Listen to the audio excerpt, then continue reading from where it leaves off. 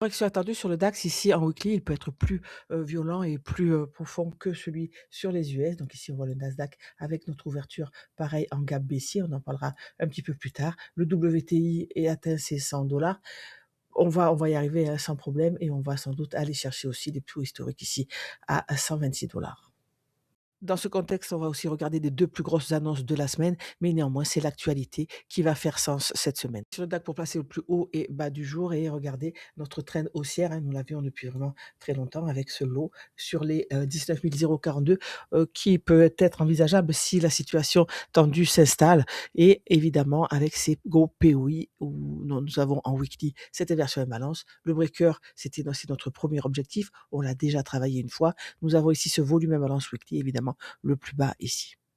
Je rappelle également que l'équilibrium de cette trend est sur les 22 323 et notre OTE entre ces traits bleus avec ce volume imbalance qui nous interpelle. Encore une fois, ces POI sont en weekly. Ouverture en énorme gap baissier de 700 points augure d'une accélération probablement aujourd'hui. Vous vous rappelez, la semaine dernière, on a eu un lundi baissier, encore un gap baissier et l'accélération était le mardi avant le short covering que nous avons eu pour continuer finalement le mouvement. Je m'attends à un petit peu le même scénario cette semaine, donc une ouverture très très profonde, une accélération baissière.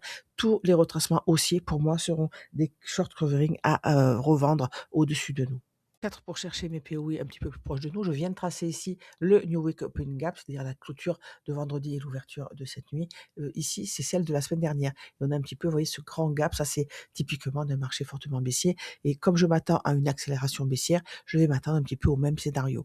Donc là, nous revenons travailler notre New Week Open Gap et c'est ça qui va être notre juge de paix, notre barrière. C'est-à-dire que je voudrais bien qu'on le retrace jusqu'à son point médian et qu'on chute, mais la semaine dernière, le prix n'a pas eu la force de le faire. Ici, c'est un petit peu différent. Pourquoi? Parce que nous avons atteint cette liquidité, donc le prix peut retracer un petit peu plus haut et c'est encore en plus petite unité de temps pardon, que je vais chercher mes POI. Les POI, c'est des niveaux sur lesquels je m'attends à ce que le prix up comme ça et on va se reconnecter à quelque chose avant de poursuivre la baisse. Ça, c'est pour mon biais baissier. Pardon. Donc, en dessous de moi, j'ai les niveaux qu'on vient de voir. Je n'en rajoute pas. Je les verrai au fur et à mesure où le prix arrive. Et au-dessus, j'ai en plus de mon New Week Open Gap, j'ai ce haut-là, le plus haut de vendredi.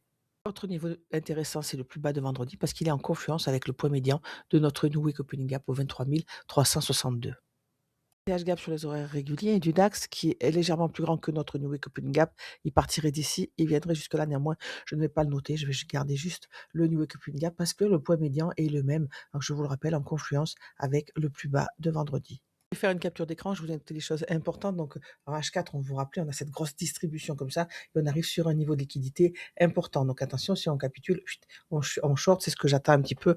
Hein. Je pense que le DAX va couler plus vite et plus rapidement que le Nasdaq, par exemple. On est baissier et encore plus en ces temps troublés. Après le gros sell-off là, on cherche évidemment un niveau au-dessus, on cherche un short covering. On l'a vu, le niveau que j'attends, c'est évidemment le plus bas de vendredi ici. Le prix peut aller vraiment se reconnecter et devenir efficient sur ce niveau-là, des 23 600. Et cette zone ici, c'est vraiment une zone attendue pour shorter. C'est vraiment le dernier carat. On se rappelle que la semaine dernière, le prix n'a pas eu assez de force pour faire ce genre de mouvement, au moins le lundi. De la force, il va lui en falloir pour nous faire le petit coup au bas du lundi, c'est-à-dire on remonte, malgré cette grosse chute, on va rééquilibrer, on a une journée très très haussière et ensuite il se passe ce qu'on a vu la semaine dernière. Je travaille avec le M15 à gauche et le M1 à droite et un petit peu plus de précision à M1. C'est quoi ce rectangle rouge? C'est possiblement les stop loss de ceux qui sont rentrés au moment de la création cette nuit de l'ouverture du gap et de la création de l'Asian. Donc on a des stop loss à ce niveau-là. Donc cette zone au-dessus peut être une zone aussi de retournement. On peut, comme la semaine dernière, ne pas avoir la force d'aller chercher mes niveaux au-dessus. Hein. Le point médian de la New Week Open Gap en confluence avec ce low, ce market shift et ces deux niveaux vus précédemment. Donc attention, le premier barrage peut se faire ici, dans cette zone orange. Pourquoi? Parce qu'on a une ligne de liquidité qui a été créée. On sait qu'on a des stops qui sont placés là. Et donc, ce que je voudrais, c'est qu'on aille chercher violemment ce niveau, qu'on aille atteindre, pourquoi pas, le premier quart de notre New Week Open Gap et ensuite, cette up short, comment c'est le faire. En gros, ici, ce que j'attends sur ce niveau rouge, si le prix va chercher au-delà de ma zone orange ici, la zone de reversal, alors à ce moment-là, c'est les 3 niveaux au-dessus de target haussier qui vont s'appliquer. Mais personnellement, je ne les prendrai pas, je ne prendrai que des shorts encore une fois. Aujourd'hui, je vous retrouve sur le Discord.